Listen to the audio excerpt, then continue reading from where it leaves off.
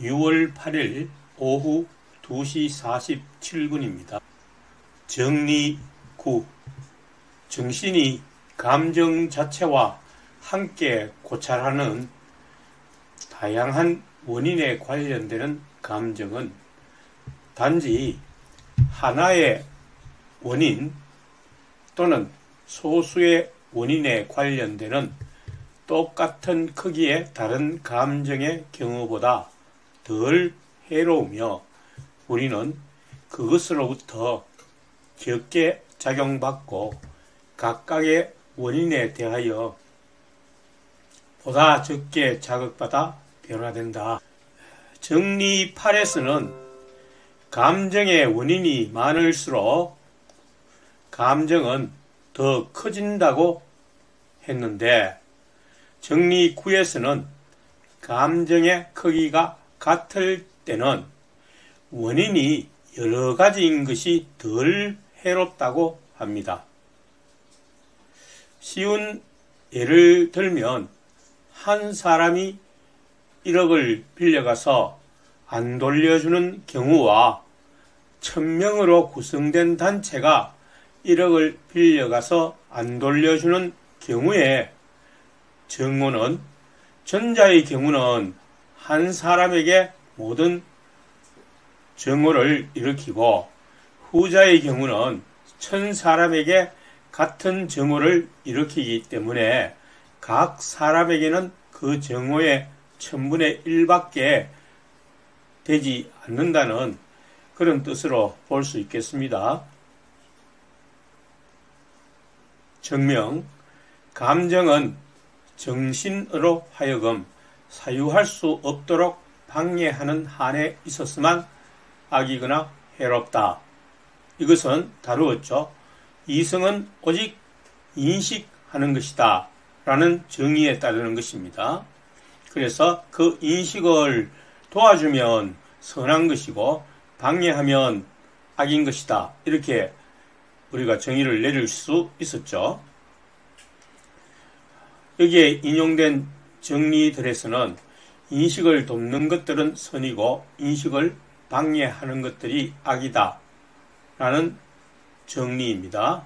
따라서 정신으로 하여금 동시에 많은 대상을 고찰하도록 결정하는 감정은 정신을 단지 하나 또는 소수의 대상만을 고찰하는 일에 잡아두고 다른 것들을 사유하지 못하도록 하는 똑같은 크기의 다른 감정보다 덜 해롭다.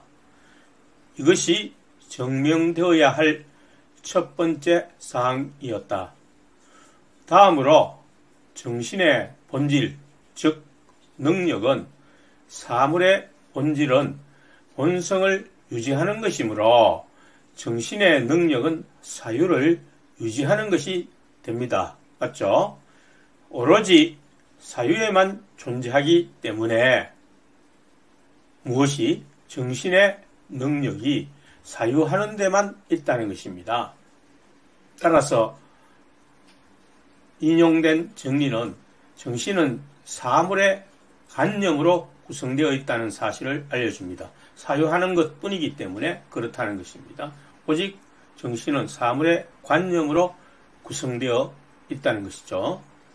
정신은 자기를 단지 하나 또는 소수의 대상만을 고찰하는 일에 빠져들게 하는 똑같은 크기의 감정에 의해서 보다 많은 것을 동시에 고찰하도록 자기를 결정하는 감정에 의해서 더 적게 작용받는다.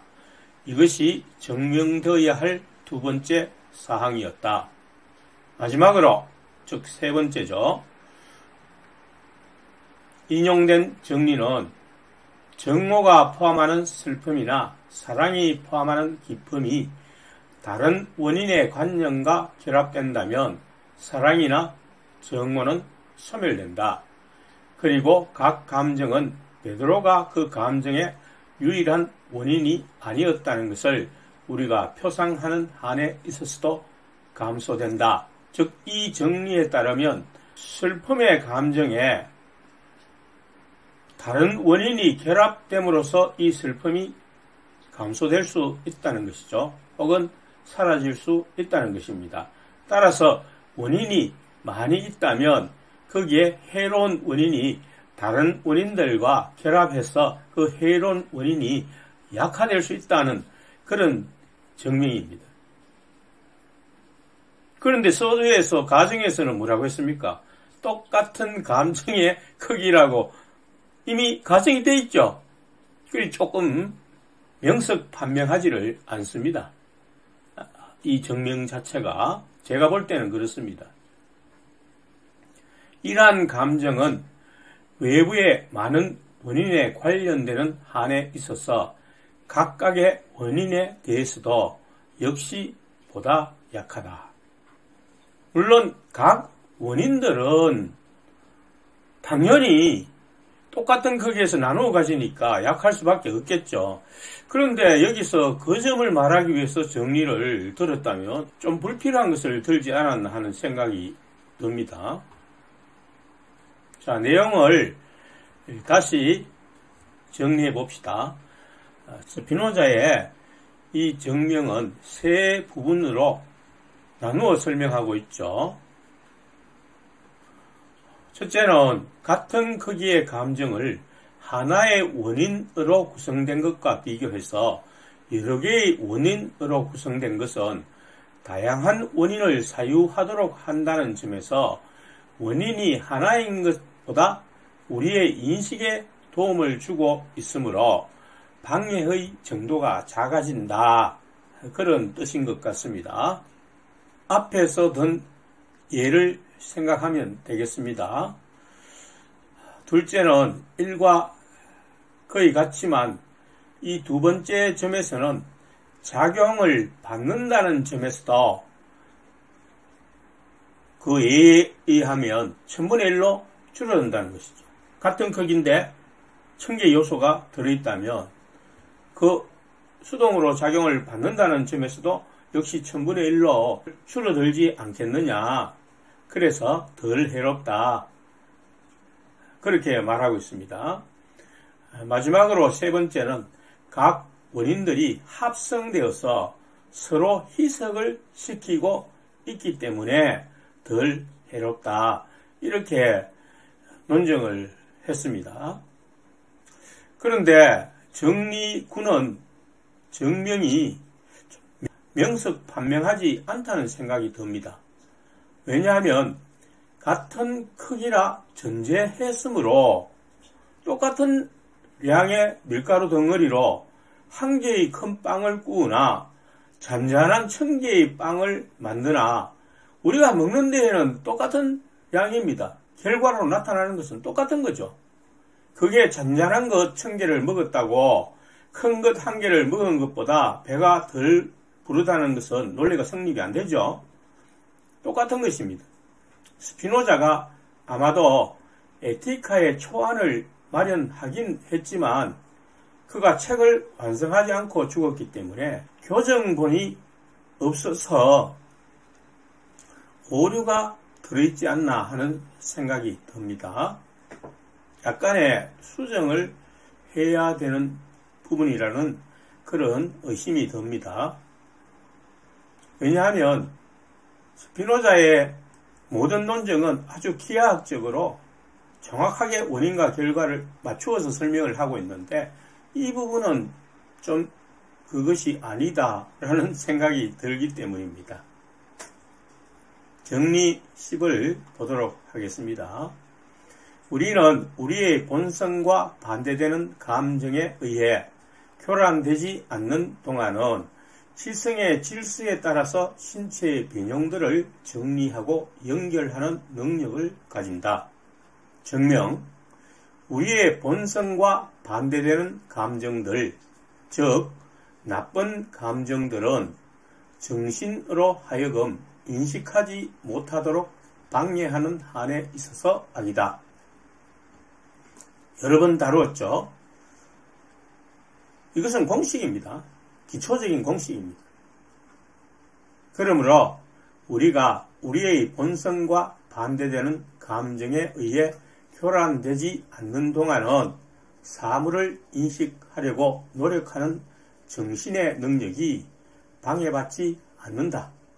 따라서 그 동안에 정신은 뚜렷하고 명확한 관념들을 형성하고 어떤 관념을 다른 관념에서 도출하는 능력을 갖는다.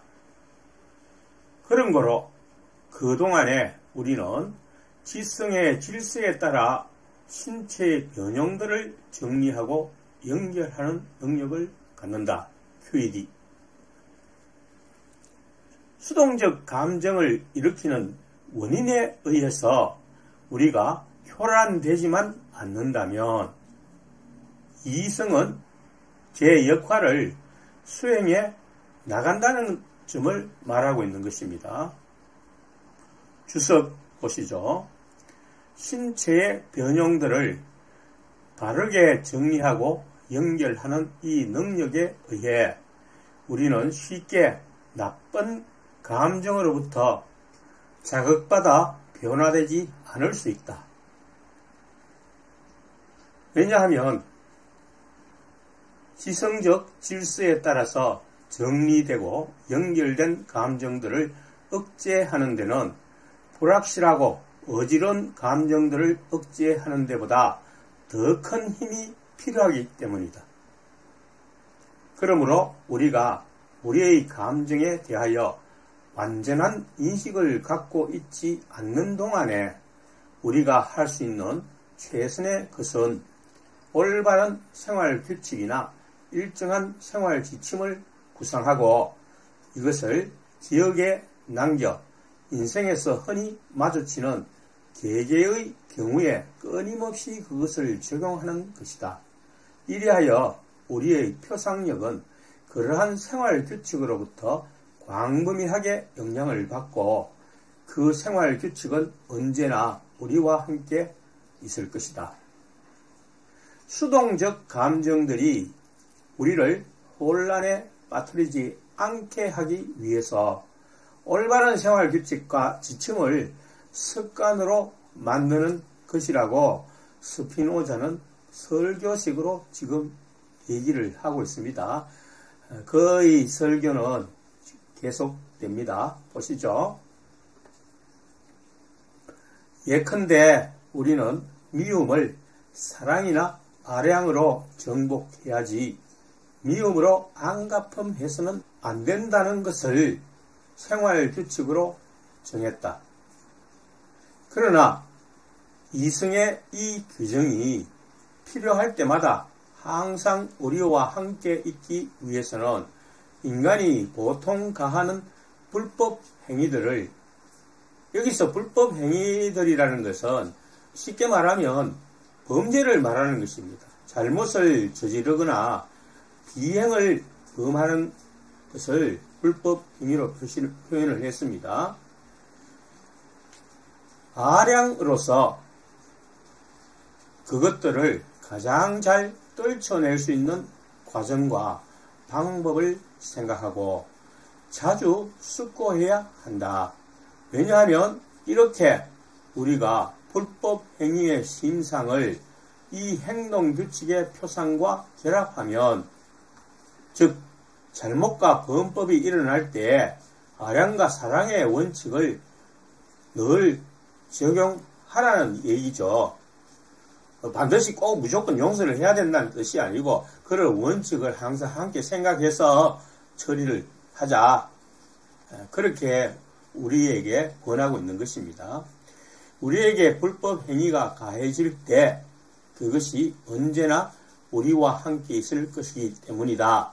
항상 우리가 아량과 사랑의 원칙을 늘 적용하면 그것이 습관화되어서 언제나 불법 행위가 가해질 때는 그 원칙을 우리가 적용할 수 있는 그런 능력이 발생한다는 것입니다.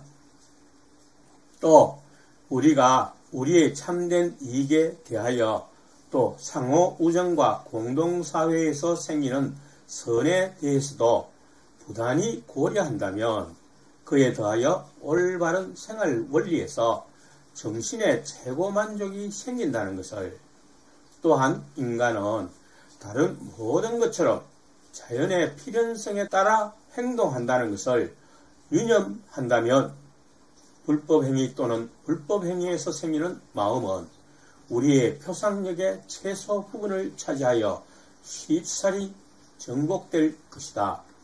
또는 극심한 불법행위 때문에 보통 생기는 분노는 그다지 쉽게 정복되지는 않을지라도 그것은 그래도 약간의 동요는 있겠지만 우리가 이러한 것을 미리 이런 식으로 숙고하지 않았을 경우보다 훨씬 짧은 시간 안에 정복되었을 것이다.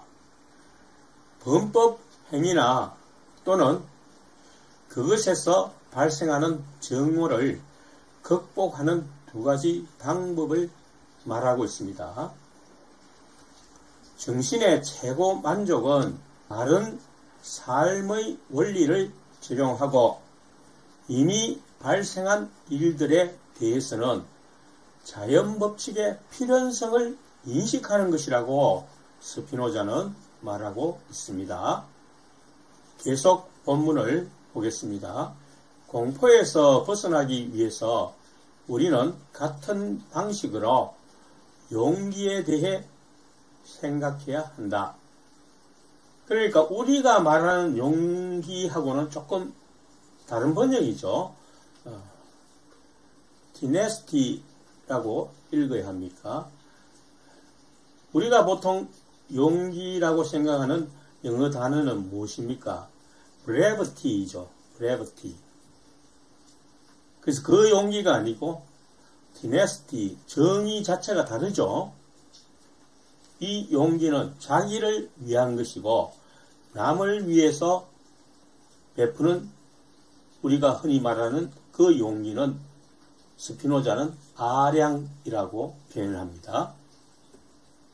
즉 흔히 발생하는 삶의 위험들을 헤아리고 자주 표상하여 침착함과 정신의 강함으로써 그것들을 가장 잘 회피하고 극복할 수 있는 방법을 생각해 두어야 한다. 일어날 가능성이 있는 위험에 대비하여 그것을 극복할 수 있는 방법들을 이성적으로 미리 생각해 두라는 것이죠.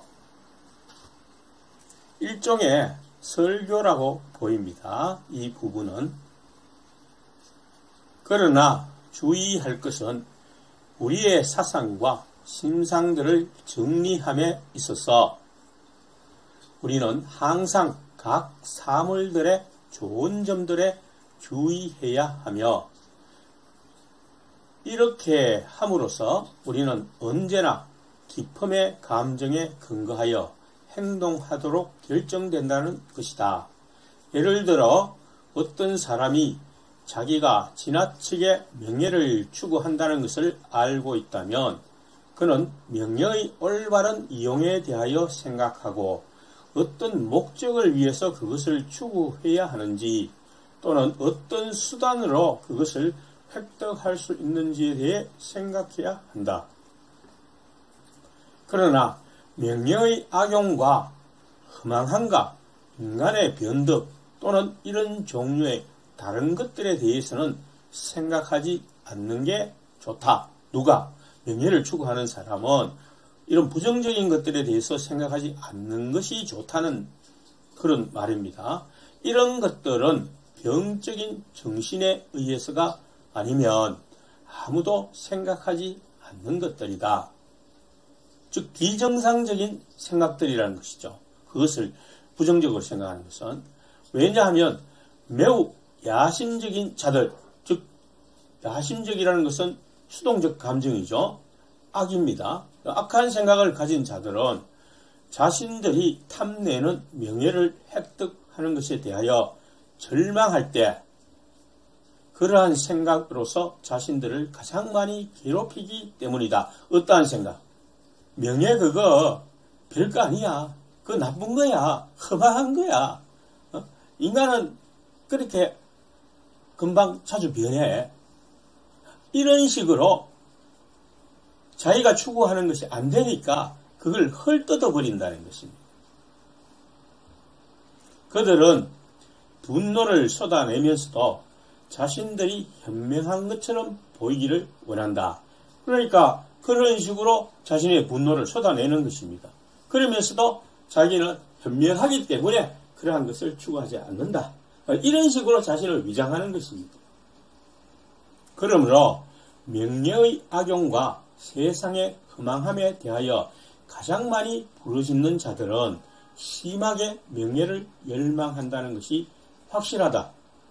오히려 그런 사람들이 사실은 더 명예를 추구했다는 것을 스피노자는 비판하고 있습니다. 이것은 야심적인 자들에게만 특유한 것이 아니라 꼭 명예에 해당되는 것만은 아니라는 뜻입니다. 뒤틀린 운명에 처하고 정신적으로 무력한 자들에게 공통된다. 명예를 구하는 자들이 오히려 명예의 악용과 허망함에 대해서 말하는 것은 자신들이 명예를 구하는 것에 실패했기 때문이 아닌가라고 되묻는 것입니다. 왜냐하면 가난하면서도 탐욕스러운 자도 역시 금전의 악용과 부자의 악덕에 대하여 쉬지 않고 말하지만 이렇게 해서 그는 자기 자신을 괴롭히고 자신의 가난뿐만 아니라 다른 사람의 부도 평온하게 견뎌낼 수 없다는 것을 다른 사람들에게 보여줄 뿐이기 때문이다. 그래서 이와 같이 심한 잘못된 생각을 하는 사람들 중에는 그 살인의 동기가 되는 분들도 많이 있어요. 그래서 그 살인에 관한 유튜브를 이렇게 우리가 시청을 해보면 그 사람의 동기가 부자들을 굉장히 미워한다는 것입니다. 자기가 부를 달성하지 못했기 때문에 부를 달성하려고 해도 자기의 노력이나 능력이나 재능이 그에 대해서 못 미치니까 부자들은 다 전부 나쁜 인간들이야. 나쁜 방식으로 탐욕으로 다 부를 쌓은 거야. 이런 식으로 매도해버린다는 것입니다. 그러니까 그게 정상적인 생각에서 나오는 것들이 아니고 자기가 안 되니까 그렇게 말하는 것은 잘못된 것이죠. 가난한 자가 금전의 악용과 부자의 악덕에 대해서 비난하는 것이 자기가 부를 획득하지 못했기 때문은 아닌가라는 질문을 스스로 던져보라는 것입니다. 이와 다르지 않게 연인에게서 푸대접 받은 자도 쉽게 말하면 고무신 거꾸로 신고 도망간 애인에 대해서 얘기하고 있는 거죠. 역시 여자의 변덕과 미덥지 못함 그리고 흔히 이야기되는 결점들만을 생각하지만 자기의 연인이 자신을 다시 받아들이면 곧바로 이 모든 것을 잊어버린다. 그러니까 그렇게 자기를 배신한 연인을 비난하다가도 여자들은 믿을 수 없어 여우 같은 년들이야 하면서 비난을 하다가는 다시 자기에게 돌아오면 언제 내가 그랬냐 하는 듯이 잊어버린다는 것입니다. 관능적 사랑의 경우도 마찬가지라는 것입니다. 그러므로 자유에 대한 사랑에 의해서만 자기의 감정과 충동을 제어하려고 하는 사람은 즉 자유에 대한 사랑이니까 올바른 인식이죠. 가능한 한 덕과 덕의 원인을 인식하고 그러니까 덕은 이성에서 출발하고 그 덕의 원인은 이성이고 또 그슬로 올라가면 신에까지 도달하는 것이죠. 덕에 대한 참다운 인식에서 생기는 기쁨으로 마음을 채우려고 노력할 것이다. 그러나 그는 인간의 결점들을 고찰하여 인간을 헐뜯거나 거짓된 자유의 외관을 즐기려고는 결코 하지 않을 것이다. 그리고 이러한 것들을 세심하게 준수하고 실행하는 사람은 확실히 짧은 시간 안에 자기의 활동의 대부분을 이성의 명령에 따라서 관리할 수 있을 것이다. 정리 11로 넘어갑니다. 심상은 보다 많은 사물에 관련됨에 따라서 그만큼 더 빈발한다. 다시 말해서 그것은 그만큼 더 자주 활성화된다. 또한 그것은 그만큼 더 정신을 차지한다. 자, 무슨 말인가? 한 가지 예만 생각해 보면 쉽게 이해될 수 있을 것입니다. 대중에게 가장 많이 차지되는 이미지는 뭐겠죠? 돈일 것입니다. 왜냐하면 지금 다루는 정리 11에 따르면 가장 많은 사물과 관련되어 있는 것이 돈이기 때문입니다. 증명. 왜냐하면 심상 또는 감정이 보다 많은 사물에 관련됨에 따라서 그것을 환기하고, 즉 환기한다는 것은 이 마음에 떠오른다는 거죠. 육성할 수 있는 원인이 그것을 정대되게, 전가하게 할 수 있는 원인이 그만큼 더 많으며 이 모든 원인을 정신은 그 감정과 동시에 고찰하기 때문이다. 그러므로 그 감정은 그만큼 더 빈발한다. 자주 그런 감정을 가지게 된다는 거죠. 돈을 좀 더 많이 벌어야 되는데 이런 감정이 더 많이 생각이 든다는 거죠. 떠오른다는 것이죠. 다시 말해서 그것은 그만큼 더 자주 활성화된다. 또한 그것은 그만큼 더 많이 정신을 차지한다. 그러고 보니까 돈만큼 대중의 정신을 차지하고 있는 이미지는 없을 것 같습니다. 그렇겠죠? 정리 12로 넘어갑니다. 사물의 심상은 다른 어떤 심상보다 우리가 뚜렷하고 명확하게 인식하는 것에 관한 심상과 보다 쉽게 결합된다. 이제 심상에 대해서 이렇게 설명을 하고 있죠. 자, 심상은 이미지라고 그랬죠. 영어 번역에 의하면 이미지로 되어 있고, 표상은 imagination, 명사화 하는 것입니다. 즉, 표상이라는 것은 심상화 하는 것을 표상이라는 단어로 표현하고 있습니다.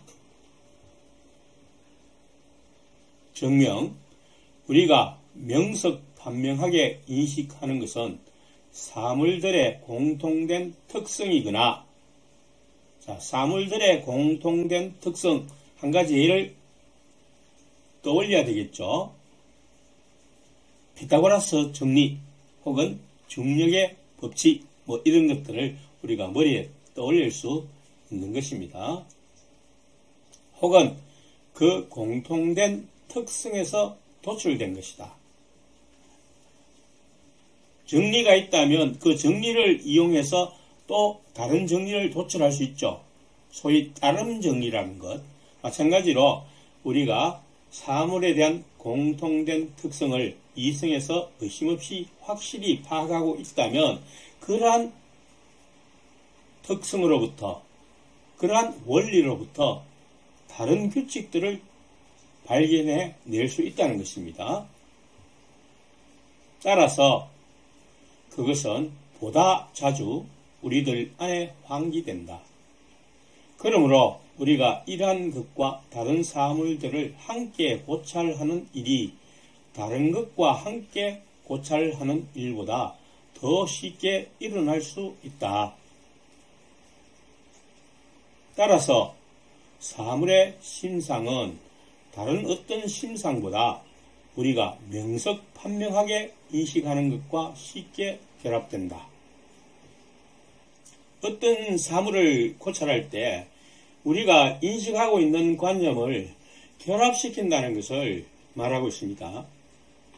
그래서 사물 자체의 관념과 우리 신체의 관념이 합성되어서 그 사물에 대한 개념이 형성되는 것은 우리가 에티카를 적어도 강의를 한 2번만 들어본 사람이라면 반드시 기억해야 할 사항이죠.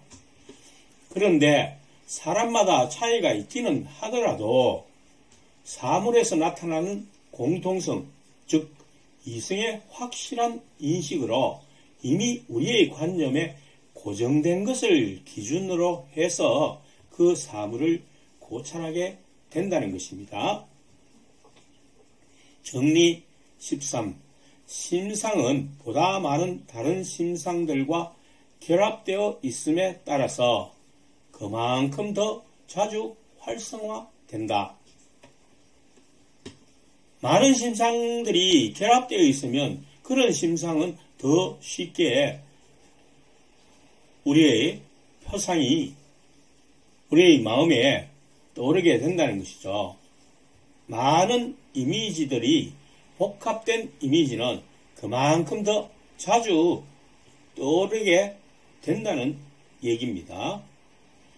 증명, 왜냐하면 심상이 보다 많은 다른 심상들과 결합되어 있음에 따라서 그것을 환기할 수 있는 원인들이 그만큼 더 많기 때문이다.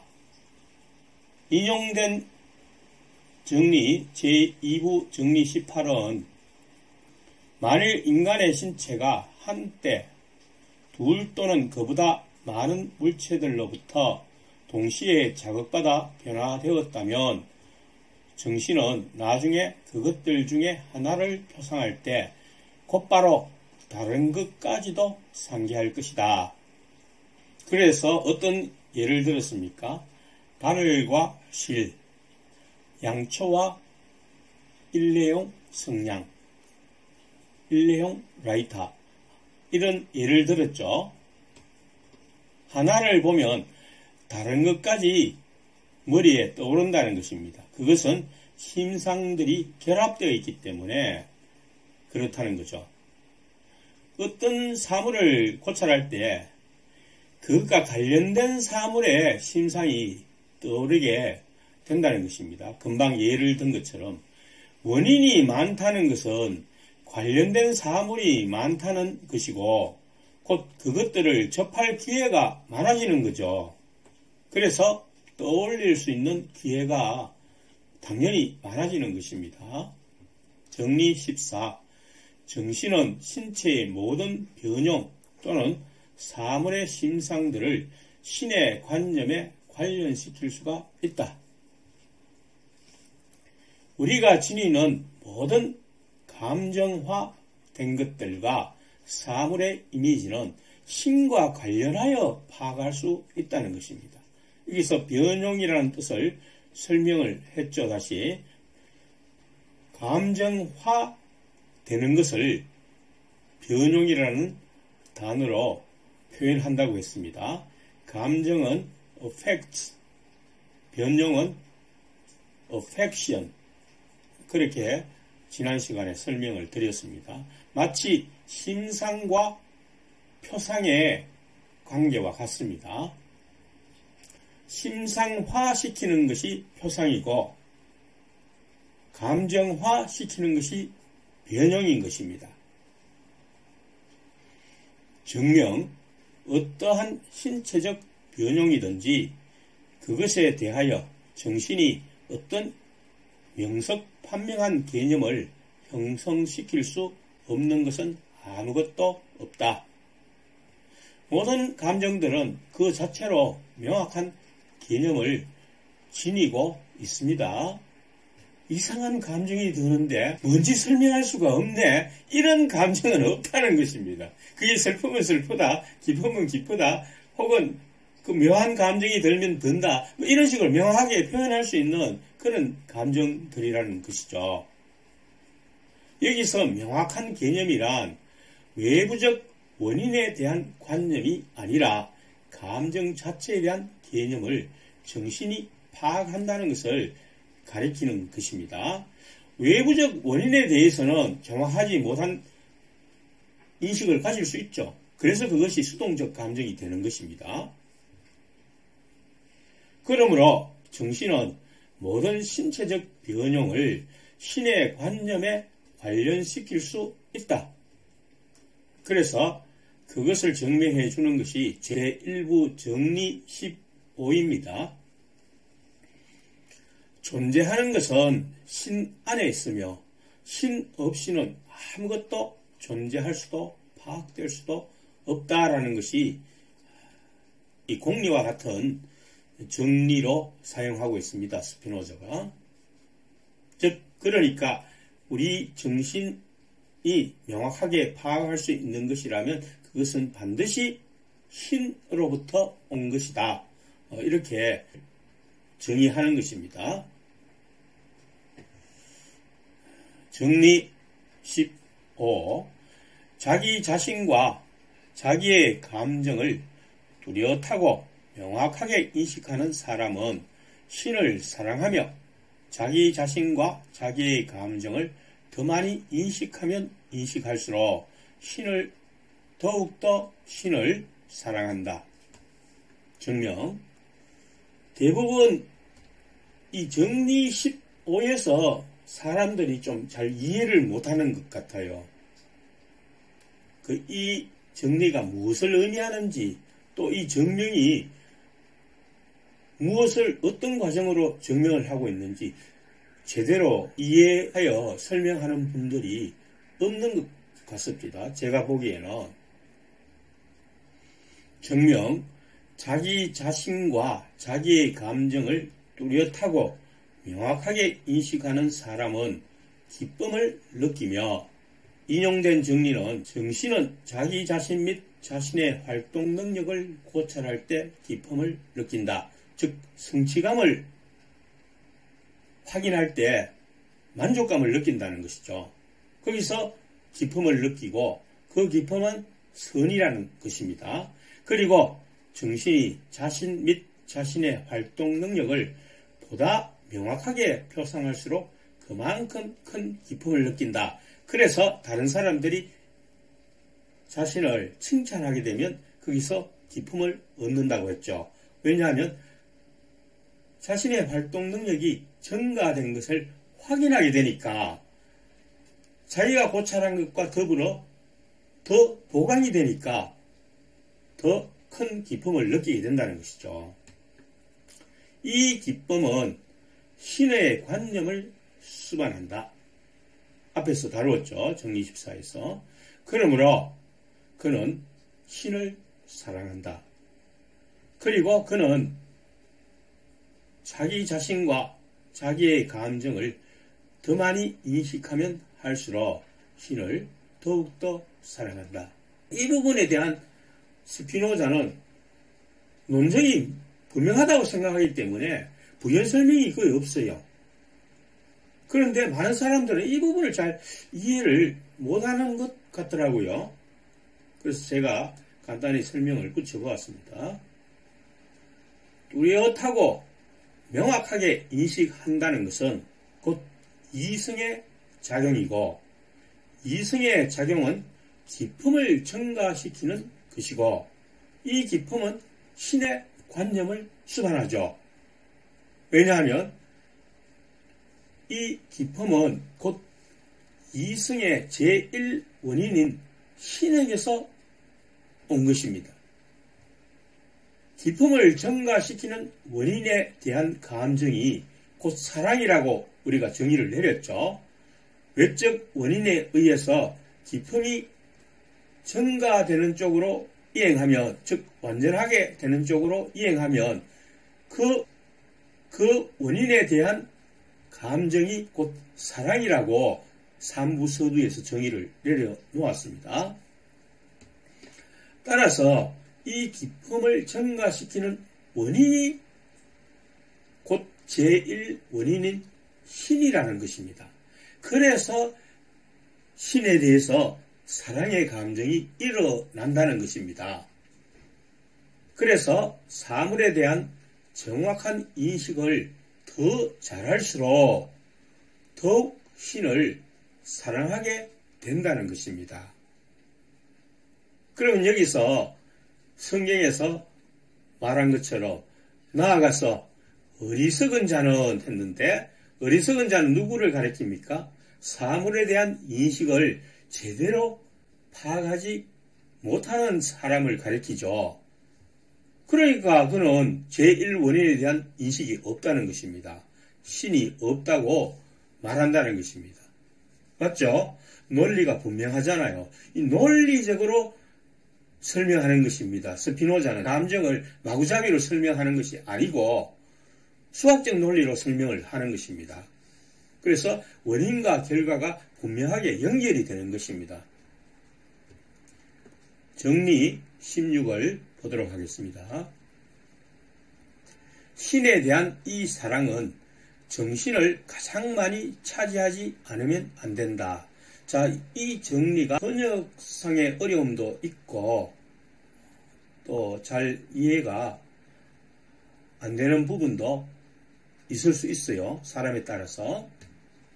그래서 제가 영문 번역을 참조하였는데 여기에 보면 이렇게 되어 있습니다. This love toward God must engage the mind most. 이 사랑, 즉 하나님에 대한 이 사랑, 신에 대한 이 사랑은 정신을 가장 많이 인게이지하지 않으면 안 된다. 이렇게 되어 있죠. 그럼 인게이지가 우리말로 번역이 될 때 여러 가지로 번역이 되는데 가장 많이 번역되는 것이 종사하다, 약혼하다, 고용하다 이런 뜻으로 많이 사용이 돼요. 글쎄 차지하다로는 그렇게 번역을 할 수 있기는 하겠죠. 그런데 차지하다라고 하면 좀 이해하기가 조금 힘들게 돼 있어요. 그래서 사용한다라고 고용한다, 다시 말하면 사용한다라고 우리가 번역을 처리하면 조금 더 의미가 명확하게 되는 것 같습니다. 이성에 의한 정확한 인식이 많으면 많을수록 기쁨이 증가되겠죠. 그 원인이 되는 신에 대한 사랑이 커지게 되겠죠. 그러니까 역으로 신을 사랑하기 위해서는 이성을 많이 사용해야 한다는 것입니다. 이 표현에 의하면 정신을 가장 많이 차지해야 한다는 것입니다. 이해에 도움이 됩니까? 정명을 보도록 하시죠. 왜냐하면 이 사랑은 신체의 모든 변형과 결합되어 있으며 그 모든 것들에 의해 육성되기 때문이다. 따라서 이 사랑은 정신을 가장 많이 차지하지 않으면 안 된다. 이 사랑은 정신을 가장 많이 사용하지 않으면 안 된다. 즉 우리의 이성을 가장 많이 사용할수록 신에 대한 사랑이 커진다는 것입니다. 바꾸어 말하면 사물에 대한 인식이 더 정확하게 더 많아지면 많아질수록 신에 대한 사랑이 커진다는 것입니다. 사랑이 신체의 모든 변형과 결합되어 있다는 의미는 신체에 변형되어 있는 감정이 기쁨을 줄 때 그 감정을 일으킨 관념이 기쁨의 원인이 되겠죠. 그러니까 신의 관념, 곧 신을 사랑하게 된다는 것입니다. 그 원인에 대한 감정이 곧 사랑이기 때문이죠. 3부 제일 앞에서 사랑에 대한 정의에 따르면 그렇게 되는 것이죠. 정리 17입니다. 신은 어떠한 수단과도 관련이 없으며 어떠한 기쁨 또는 슬픔의 감정으로도 자극받아 변화되지 않는다. 자, 앞에서 다룬 정리 16에 따르니까 이런 질문이 생기죠. 그러면 어떤 감정들은 슬픔을 일으키는데 그 감염의 원인도 역시 제일 원인이 신이 아니냐? 그러면 신을 정오해야 되지 않느냐? 하는 질문이 생깁니다. 왜냐하면 정오라는 감정은 어디서 나옵니까? 슬픔을 증가시키는 원인에 대한 감정이 정오입니다. 맞죠? 그래서 정리 17에서 그 점에 대해서 스피노자가 해명하는 것이라고 볼 수 있습니다. 정명 보시죠. 모든 관념은 신에 관계되어 있는 한에 있어서 참이다. 그렇죠. 모든 관념은 참인 것입니다. 신으로부터 나온 한, 즉 그것들은 타당하다, 정확하다는 것입니다. 그러므로 신은 어떠한 수동과도 관련이 없다. 신의 관념에는 오류가 있을 수 없죠. 그래서 모든 활동은 정확하니까, 올바른 것이니까 능동적이 된다는 것입니다. 즉 작용을 한다는 것입니다. 하나님은 어떤 것에 의해서 작용을 받는 것이 아니죠. 자기 스스로 작용하는 것입니다. 수동이 아니라는 점입니다. 능동이란 정확한 알에 의해 작용하는 것이고, 수동이란 단편적이거나 타당하지 못한 관념으로 이루어지는 수동인 것입니다. 다음으로 신이 보다 큰 완전성으로 또는 보다 작은 완전성으로 이행하는 것은 있을 수 없다. 따라서 신은 어떠한 기쁨 또는 슬픔의 감정으로 자극받아 변화되지 않는다. 기쁨이라는 것이 뭡니까? 활동 능력이 증가되는 것이죠. 즉 보다 큰 완전성으로 이행하는 것입니다. 또 슬픔이란 활동 능력이 감소되는 것이죠. 다른 표현으로는 더 작은 완전성으로 이행하는 것입니다. 맞죠? 신은 완전함으로 기쁨이 커지거나 작아지는 또는 슬픔이 커지거나 작아지는 이행은 있을 수가 없죠. 그게 있다면 완전하지 않다는 거잖아요. 기쁨이 더 커졌다는 것은 이전 상태가 더 부족했다는 뜻인데, 그러면 그게 어떻게 완전한 거냐? 불완전한 거지. 그렇죠. 따라서 인간과 같은 기쁨과 슬픔, 사랑과 정오가 있을 수 없다는 것입니다. 엄밀히 말해서 신은 아무도 사랑하지 않고 아무도 미워하지 않는다. 왜냐하면 신은 어떠한 기쁨 또는 슬픔의 감정으로도 자극받아 변화되지 않기 때문이다. 슬픔이나 기쁨이 없는데 어떻게 사랑과 정오가 있을 수 있느냐, 그 말이죠. 그래서 스피노자는 이 어릴 때부터 가진 의문을 여기서 지금 제기를 하는 것입니다. 어릴 때 그가 유대교 랍비들한테 어떻게 배웁니까? 구약 성경에 보면 신이 분노하고 질투하고 이런 광경이 많이 나오죠. 그러니까 어린 스피노자가, 그 총명한 스피노자를 생각할 때는 아이고 신이 완전하다는데 어떻게 저렇게 인간처럼 저렇게 감정을 가지고 행동을 하느냐, 이런 생각이 드는 거죠. 그래서 거기에 대해서 계속 의문을 가지고 연구를 한 것입니다. 여기서 감히 제가 추가를 해보겠습니다.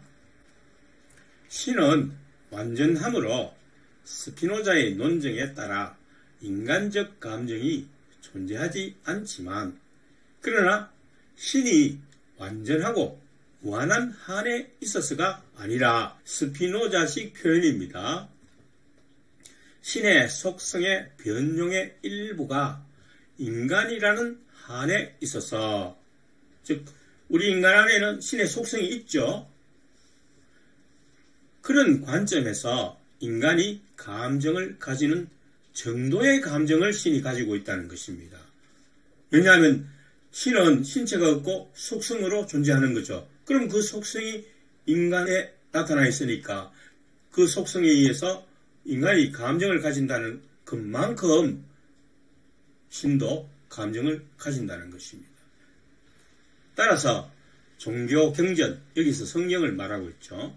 그래서 신이 분노하고 슬퍼하는 것은 신이 인간의 속성으로 작용하는 한에 있어서의 감정의 표현인 것으로 우리가 받아들일 수 있다는 것입니다. 신 전체를 얘기하는 것이 아니고 신 전체의 관점에서 그 속성을 얘기하는 것이 아니고 신이 인간과 대화하고 거래한다는 점에서, 즉 인간의 관점에서 그렇게 표현할 수 있다는 것입니다.